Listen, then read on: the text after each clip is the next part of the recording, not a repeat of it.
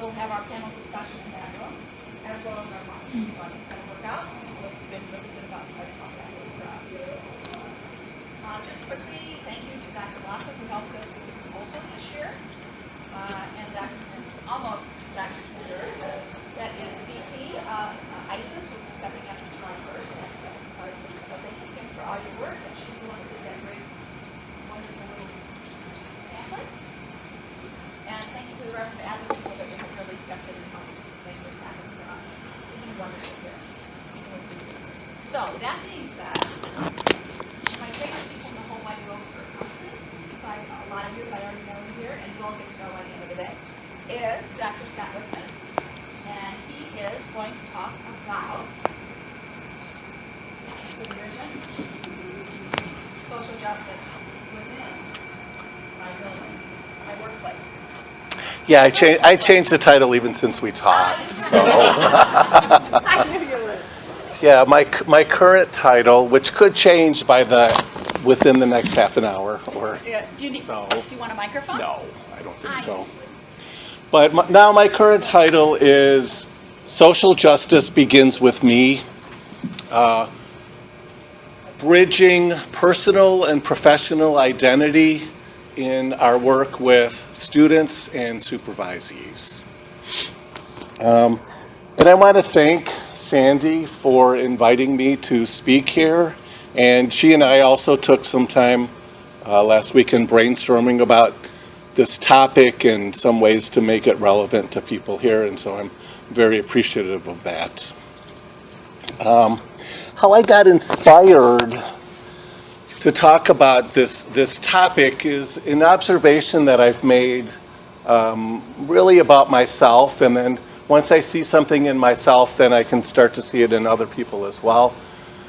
A tendency to look at social justice and advocacy as something that's sort of outside of here, or outside of me, outside of my identity. It's something that I do either in collaboration with or on behalf of other people. And something I'll talk more about a little later, that perception of social justice and advocacy, I think really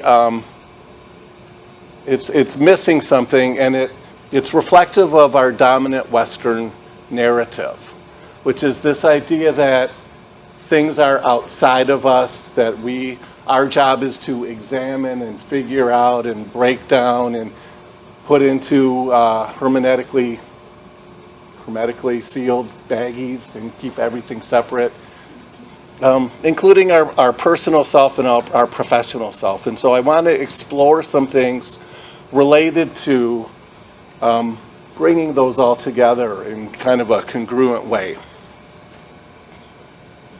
Some of the things that I'm hoping to talk about in the next little while.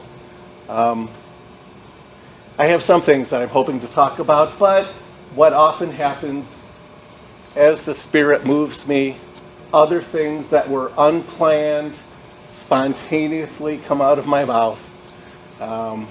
And so things may go in a little bit of a direction, and if that happens, I think that's even better. In fact, I'll tell you a little bit about myself. It's unlike me to really be planning things out so much in advance. And over the past couple of days, and this will be hard to believe for people who know me, I actually typed out every word that I was planning to say. And I went to print that out this morning, and the first couple pages for some reason wouldn't print. And those pages were sort of my personal background and my personal narrative. So for that reason, I'll start out by giving you just a little thumbnail sketch of my personal and professional background. I think it's important to understand who I am as I present this framework and where some of those ideas came from. I also want to spend some time talking about how social justice and advocacy, how they apply to how we work with students, how we work with supervisees. And although I am framing this in terms of students and supervisees, Really, it applies to any time you are in an authority position or have some type of evaluative capacity, whether that be in mentoring, an administrative position, working with clients as a counselor, and so forth. Part of the way that I understand and interpret is through metaphor, and I want to take one particular metaphor that's fairly prevalent in our culture and plays out in how we enact our beliefs related to social justice and advocacy, and that's the one that I'm going to focus on most has to do with respect and our different perceptions of that. I'd also like to explore the idea that I've become increasingly a fan of, and that's the idea of use of self as a tool. If I'm working as a supervisor, how can I use who I am and my being in order to enhance the quality of our supervisory relationship? If I'm standing up here in front of a group of people, how can I best use me as a way to be demonstrating what it is that I'm talking about? And same thing if I'm working as a teacher, etc. I also want to talk about some of our core theoretical beliefs in professional counseling and how sometimes there can be a disconnect in terms of what we teach and how we train and what we speak about theoretically, and then how we ourselves are acting when we're in these educational and supervisory capacities. The last thing I may touch on, actually two more things. One, the significance and importance of community building within educational programs and supervisory programs, and also ways to create opportunities for ourselves and for the people that we work with, and how to best take advantage of those.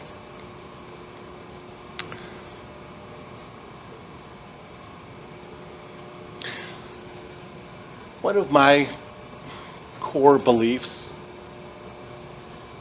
and I first heard about this in my doctoral program at Southern Illinois University from chaos theory, is the idea of the butterfly effect. And so I want to apply that to myself. I'm going to talk to you a little bit about my personal and professional history, and I'm going to try to emphasize things that I think continue to resonate and play out in my life. I was born and grew up in Waukegan. Go Bulldogs. A couple things that happened while I was in high school. One, I had the best job ever. I worked at a record store. And so there's this short period of time from about late 1980 to early 1982, and I rarely consider myself an expert at anything other than how to be a non-expert, but I do know a lot about the music from that short period of time. I also was on the cross-country team. Continues to play out for me. I run at least one marathon every year, and I'm actually running a race tomorrow morning in my little town of Malta. I was the co-editor of my high school paper, which resulted in being named Outstanding High School Journalist by Northern Illinois University, and I got a scholarship there. And in the class of 1982, I wasn't most likely to succeed. I didn't have the best smile, but I was named most radical of my class. And I hope that that's still true. I hope that that's still true. So I took my opportunity at Northern Illinois University. I was there as an undergraduate. I majored in journalism, but I also went through the NIU teacher training program. Of course, there aren't that many job openings as a journalism teacher. So I picked up a second major, and I may talk, this is a longer story. If I have time, I'll put it in at the end. But I picked up a second major in Spanish. And, well, I'll just tell the story now. I'll just give you the quickest possible version. That I went in, because I had had my freshman and sophomore year of high school, my advisor recommended that I take the Spanish placement test. So I went in, sat down. It was a big auditorium, Cole Hall. It was only me and the proctor. And she gave me the test. I looked at it. It was all in Spanish. And I didn't understand ninguna palabra, which means not any word, hardly. Although I did see in question number 2, it was a sentence completion, and I think it was in the stem. I saw the word comida, which looked like comer, which meant to eat. And I think letter C was cocina, which I sort of remembered was either kitchen or cocaine. But either way, that's what I guessed at. Question 3, I didn't recognize it. Question 4, I didn't recognize any words. I thought I can't leave them all blank, so I think I put letter D. Questions 5 through 100, I didn't recognize a single word, left them all blank. I said to myself, this is a joke. I'm just going to turn this in and start over in Spanish 1. So I went up to the proctor, said, this is a joke. I'm just going to turn it in, start over in Spanish 1. She said, well, we are required to grade every test that gets turned in. And so for a very short time, she went back to her office. And she came back with a big smile on her face, and she said, you're not punished for the ones that you don't answer. Of the ones you did answer, you got 100% correct. We're going to move you up to advanced Spanish. Now, as fate would have it, as the Spirit moved us, divine intervention, I had an amazing professor for my first Spanish class, and I'm friends with him now that I'm back at Northern. His name is Bill Harrison. And he set the tone for the teaching style that I embody today. And I excelled in that class. I love Spanish. I ended up being a high school Spanish teacher after that, little town in southeastern Illinois called Robinson.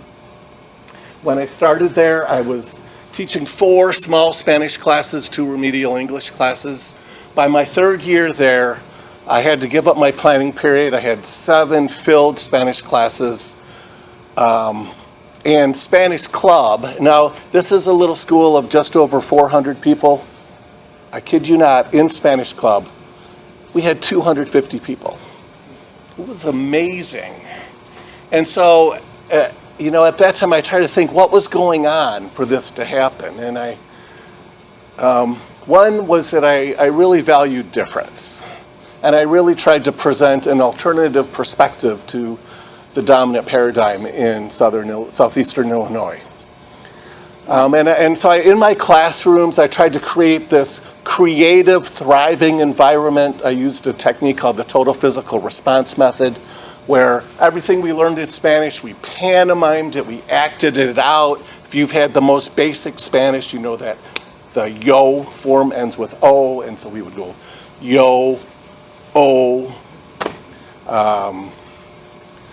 A, and I would be given commands, and we would be doing things like jumping up and down and throwing books out the window and kind of breaking the rules a little bit, but in a safe way, and really sort of trying to break people up from what they thought that school and education was supposed to be about. And it was really fun, and I really felt a strong sense of connection. Now, this happened in the late 1980s through the early 1990s. I left there in 1991, and yet now in 2015, with the benefit of social media, of my Facebook friends, more than 100, CN, more than 100 are my former Spanish students, high school Spanish students from more than 25 years ago. And so I try to think, what can I learn from that, and how can I keep that going? Now I'm going to really just give a thumbnail. I got my master's degree at Eastern Illinois University. I had a wonderful experience there. I had great mentoring. And I really admired from the faculty. That was my first time receiving supervision. And my supervisor, Bob Saltmarsh, he said, I really want you to feel safe enough that you can share the highlights and the lowlights. Things you feel really good about and things that you had some questions about. And I really valued that. And I also really valued the sense of community that was going on there in Charleston. at Eastern Illinois University, where the faculty seemed to really get along together. They would eat together every Friday night. When we went to conferences, that's how I started to get involved with the Illinois Counseling Association. We would go to conferences and we'd be out dancing and drinking beer and just really having this great time that was really enriching and empowering. So I loved graduate school, so much so that I thought, once I've got the momentum, I'm going to keep it going. I went into my doctoral program in counselor education and supervision. I had similarly positive experiences with the faculty and with my other doctoral students there. And I may share some stories as I'm talking about other points while this is going on today. During the time that I was a doctoral student at Southern Illinois University, I worked as a community support counselor at Southern Illinois Regional Social Services. I worked with clients who were with severe and persistent mental illness, and I also co-facilitated groups for men who had been convicted of domestic violence charges and convicted of sex offenses. And I always talk about that when I get new advisees in our program, because one, those groups of these men that I worked with, that's really, I love group counseling, and that's where that passion emerged from. That was my initial group counseling experience. And also, when I had applied to my master's program, I put on the application, there's something like, what population do you think you would have the most difficulty working with? And I put some safe answer like, people who hurt people, people who are abusers. And so by doing that, I really learned a few things. One is to separate the person from the action, that these were not monsters that I was working with. And I also came to believe that if I cared about making a difference, if I cared about survivors, then I needed to work with perpetrators. In addition to that, and sometimes I advocated for some of these clients, generally not with the courts, but more when they had comorbid issues and they were applying for SSI or something like that. And I was able to be non-judgmental and separate the action from the person, and that was a big part of my development, to be able to do that.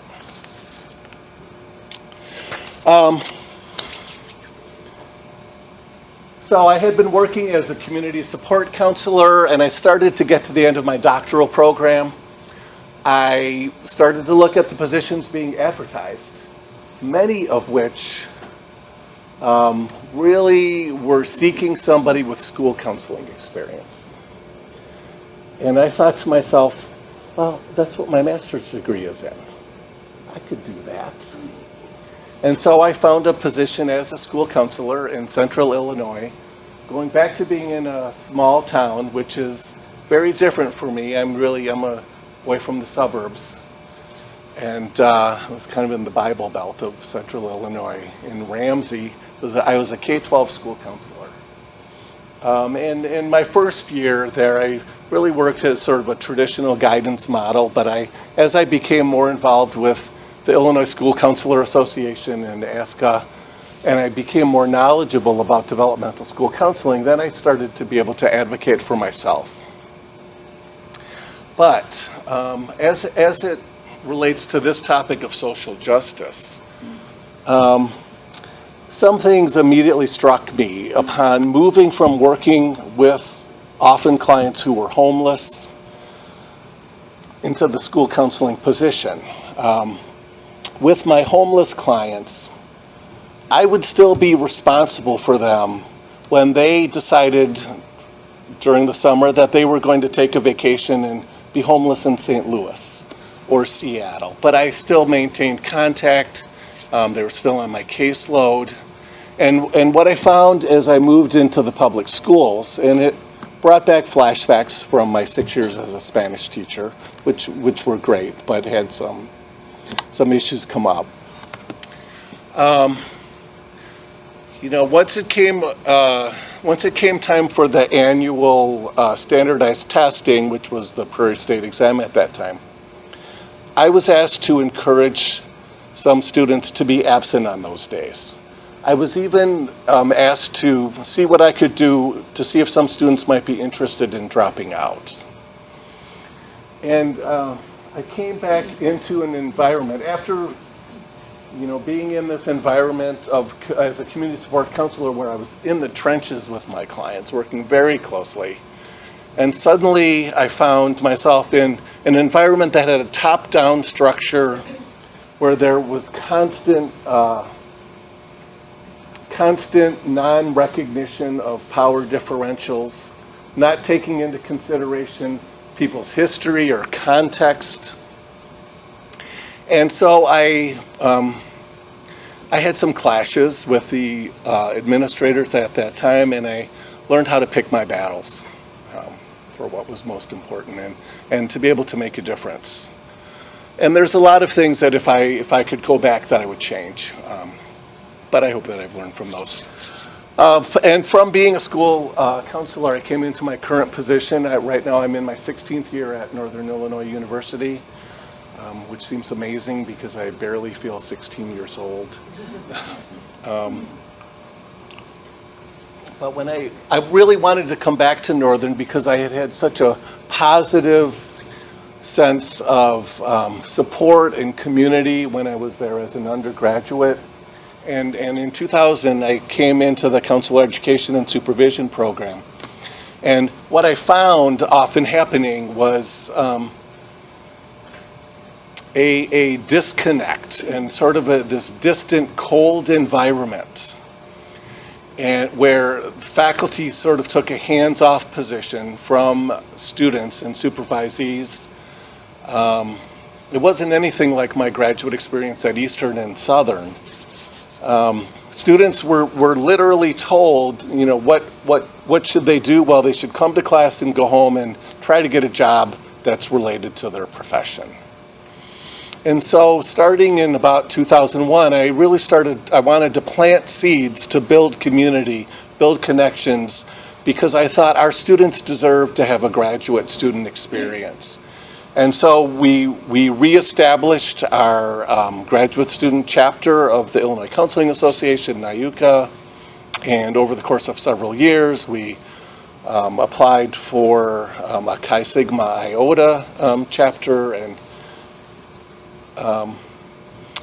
what was happening at the time, one of my favorite quotes from Erik Erikson is that when the pendulum swings too far in one direction, sometimes you have to take an extreme position just to be heard. Once this pendulum has swung back, then you can move more into the center. And so at that time, I felt compelled to take somewhat of an extreme position. And so because the people that I was working with were very hands-off, I felt like I needed to be very hands-on. And I needed to create opportunities. So I had research groups going on. We created weekly lunches, which continue to the present day. Really was trying to encourage people to be attending the ICA conference. And that wasn't necessarily, and this is similar, this is kind of a running theme of my professional background, that one of the themes is that the ways in which I was different when I was in a position as a student were always encouraged. But when I spoke up, when I advocated as a professional, it didn't necessarily fall on welcome ears. And that's something I think that we always need to be aware of, that's going to be creating tension. In fact, sometimes people have been offended by that. And one of my hidden goals, by the way, in coming here and talking today, is maybe I can be a little offensive here. Or if not that, I'm hoping that people might be able to think about things in a little bit of a different way than before you came here today. So one of my common threads throughout all of this is really being different, welcoming different, valuing difference. And the last sort of common thread, I don't know why this has happened throughout my educational career, but in different settings with people who don't know each other, they tend to like to do impressions and impersonations of Scott. So I'll just do a couple of my impersonations of people impersonating me, and then I'm going to move on to a new topic. One of them is I've had various lengths of hair throughout my career, but regardless of how much I have or don't have, I always just still do the hair flip, which is something like that. Additionally, I sort of have the squinty eyes, looking off in the distance look, which to me means I'm processing. Another one I heard recently was, yeah, I'm not sure about that. Which according to my students, that means I totally disagree. So just to help you see things through the eyes of Scott for a moment, let's practice those three things. Okay, so everybody, let's just do a little hair flip. All right. And now let's sort of do the off in the distance gaze while you're processing.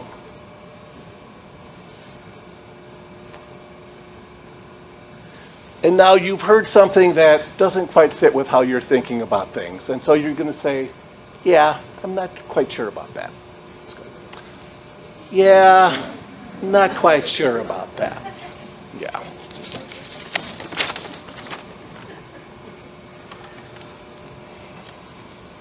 So when I think about advocacy and when I think about my experiences with advocacy and social justice,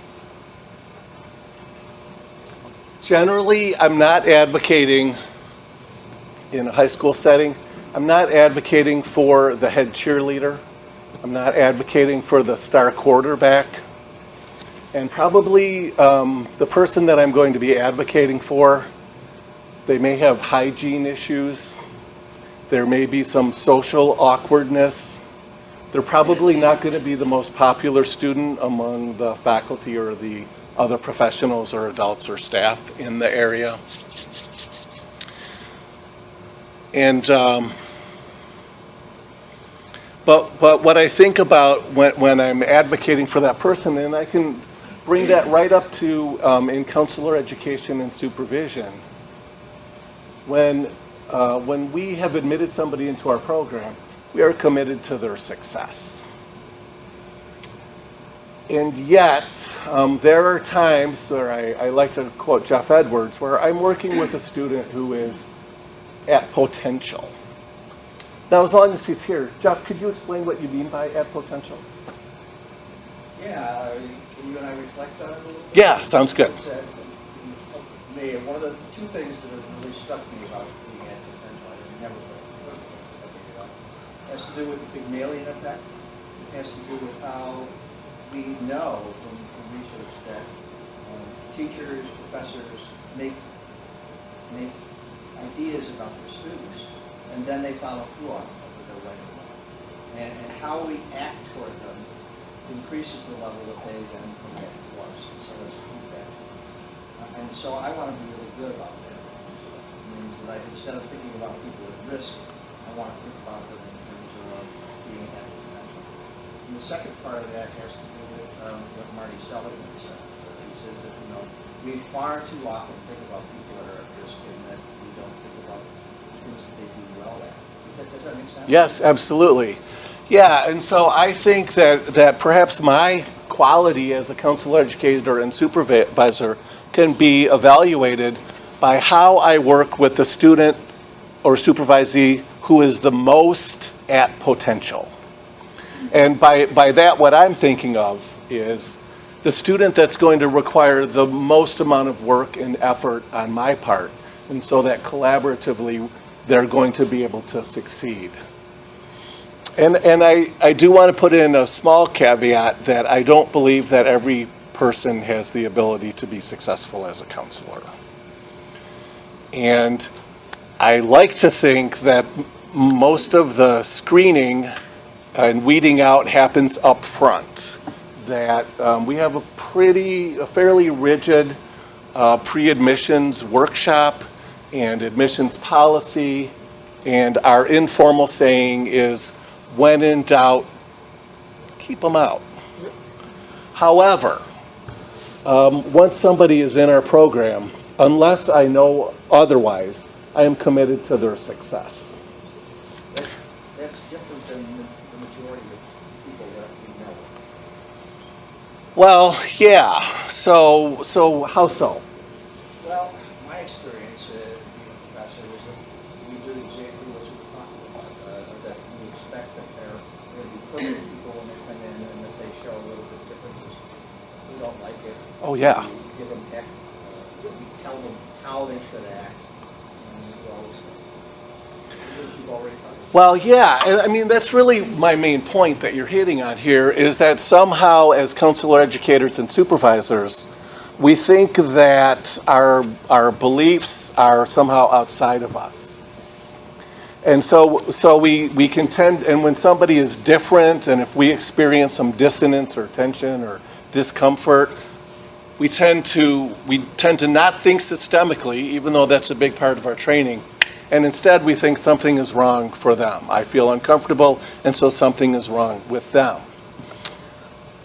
Additionally, and now I'm going to transition into teasing out the dominant Western narrative, because these are all elements of that.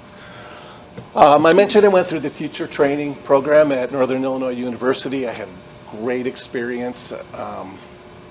But one of the things I learned while I was in that program is that most people who go through some type of training, some kind of teacher training, supervision training, most of the time are not utilizing what they learned in their program and in their training, but instead we're falling back on our dominant narrative.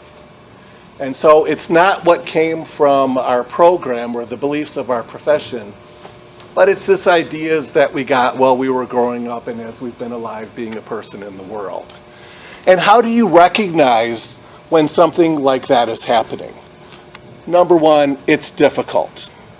Because it doesn't seem like we're doing something, it seems like we're just being normal. So we don't even recognize that something is happening. Second, if you hear somebody say or find yourself saying things like, well, you know what they say, or I've always heard that, or you start to use some kind of cultural platitudes, that probably you're going to be what's kicking in, and it's more likely to kick in during times of stress and tension and duress, which happens all the time in counselor education and supervision. And so we ignore what we teach, and we start to act in some other way that's reflective of our cultural narrative. And I'm okay with that if you're aware that you're doing that and you're supportive of our Western cultural narrative. However, that narrative is just so filled with bias and oppression. And when we are putting those ideas forward, then we are maintaining the status quo. And I, when I tell stories in my classes, most of the stories that I tell are my greatest misses, because I have been subject to almost everything you could do wrong as a teacher within reason. I've done it. My first year as a Spanish teacher, thankfully only my first year, I used to throw erasers, luckily not targeted at anybody, but they were reflective that I wasn't happy with what was happening in the classroom. I used to use shaming techniques as an instructor because I was falling into the dominant narrative that how people change is through, people are motivated by fear of punishment, and so getting people so focused on avoiding doing the wrong thing. And when people are so focused on not doing the wrong thing, it can get in the way of them doing the right thing. So a few other of my greatest misses: somebody was writing on a desk, I would make them copy a page out of the Spanish dictionary, and then once they were finished, I'd have them go over to the waste paper basket, rip it up and put it in there. And now I would just consider that cruel and unusual. So when we're falling into the dominant narrative, what are some of the other assumptions that are contained within that? One is the idea of bootstraps, that everybody can pull themselves up by their bootstraps, that we're all born on an equal playing field, that how successful we are or our social location in life is dependent upon how hard we tried. And those are things that we simply know are not true. Scott, Yeah. that narrative assumes that you actually have boots. Oh, exactly. Exactly.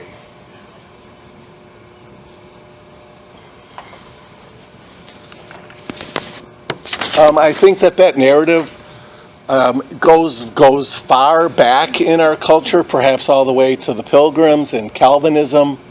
This idea of positivism, that everything can be known and predicted and broken up isolated into the smallest possible variable. But we work systemically, we're always interacting.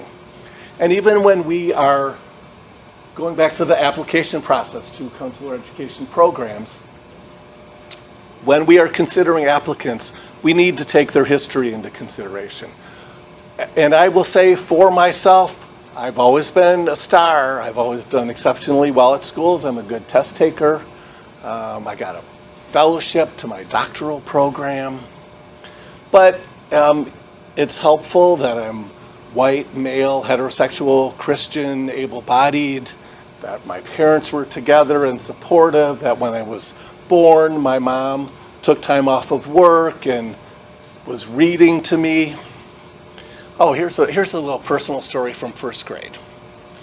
It's a little microcosm about me. So I was so successful in first grade because I came into kindergarten already knowing how to read, that they had to create a special group for me. I would get special assignments. One day there was a fire drill, and we came back in. The principal was in the room. No, actually I was in kindergarten when this happened, and I saw a friend of mine walk by the window, and I stood up and I waved at her, and the principal looks over at me and he goes, "You, sit down." And I thought to myself, it's a clear thought, doesn't he know who I am? That's little Scott for you, and that's the butterfly effect. And probably in some way that has rippled out to me standing here right now, talking to this group. Some of the things that have inspired me to really be cognizant of this disconnect and this separation, in my personal experience doing test interpretation and in when I help out teach that class that involves assessment and appraisal, students have an assignment to do a test interpretation, and what happens almost 100% of the time is people hear test interpretation, they throw all their counseling skills out the window, and suddenly they jump into the expert position and say, well, this says that this means that this is true about you. And it's like there's a disconnect. It's what we would call high road transfer. Similarly, when I teach consultation. Now, I know that consultation means collaborative brainstorming. But what people know from their cultural narrative, from their dominant narrative, is consultation means coming in, giving advice, and telling people what to do, which is not the case at all, but there's that disconnect. And I think that we make that in teaching and supervision. How does it manifest itself? One of the ways has to do with how we consider respect. And so for me, being respected means I've created an environment in supervision or in my classroom where people can tell me anything. In fact, in my classes, we have a norm that swearing is allowed within reason. So people drop an F-bomb once in a while, usually for humorous effect. But I know other people, and I was like this at one time, who will say things like, "How dare you arrive late to my class?" Now, if somebody shows up late, I have no idea what's going on with them, what their context is. Also what their own personal cultural narrative has to do in relation to time. Or something like, when you turn in an assignment not on time, you're insulting me. Now, and that's using that power separate from what we know about counseling. In fact, let's think about cognitive behavioral theory, 15 styles of distorted thinking. Here's the top 3 that I myself have used, and perhaps you can relate. Personalizing, okay? So if I am saying to somebody, when you turn this in late, you're insulting me, I'm totally personalizing that. Mind reading, shoulds. And you know, I like to consider myself the most constructivist counselor educator you'll ever find. But when I looked through my syllabus, it's filled with shoulds and musts. And of course, Albert Ellis says, you're shoulding all over yourself, stop masturbating. And I found myself at some point in my career as a counselor educator, and I remember it was during practicum where I said, I need to let go of the shoulds, even the ones that I should have. And that was really very liberating for me to be able to do that.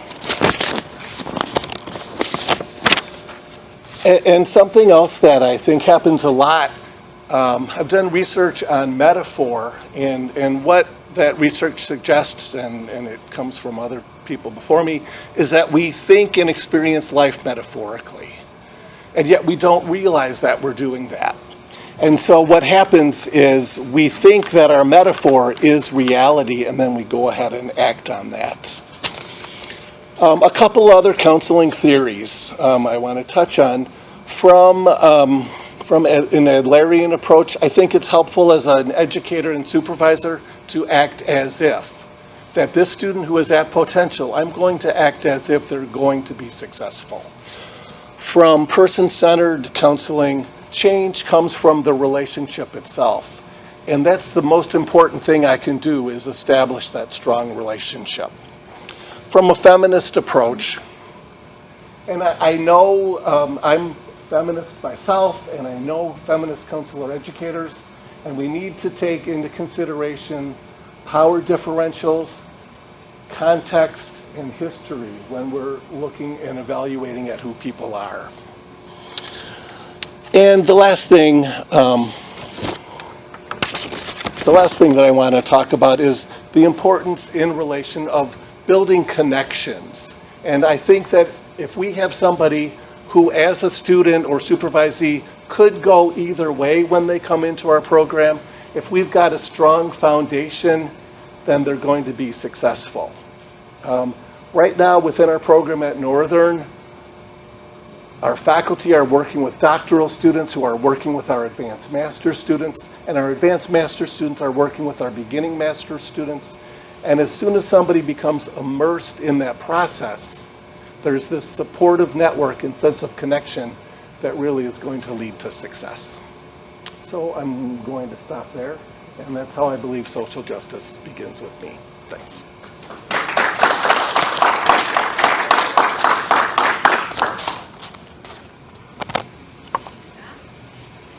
Okay, before we head out today, just a few more announcements.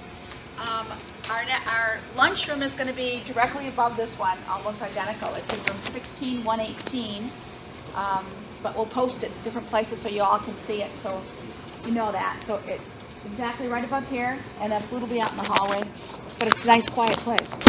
So we'll make that work, since we have to deal with ambiguity today. Our rooms for today, I just wanted to do this part.